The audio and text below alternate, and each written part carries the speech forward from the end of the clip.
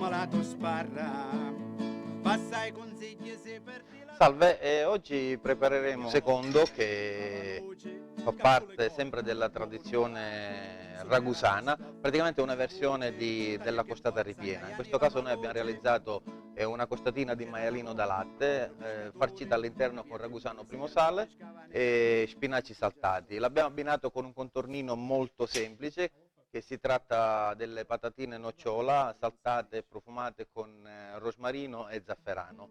E il tutto l'abbiamo cotto, le costatine le abbiamo cotte con un'ottima riduzione di nero d'avola.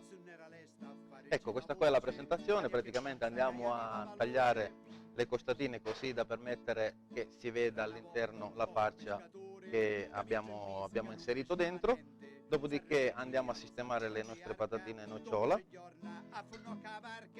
ed in ultimo andiamo a lucidare con il fondo di cottura delle stesse costatine e metteremo dei ciuffi di rosmarino, così sempre da rifarci praticamente con gli aromi che abbiamo utilizzato per la costata.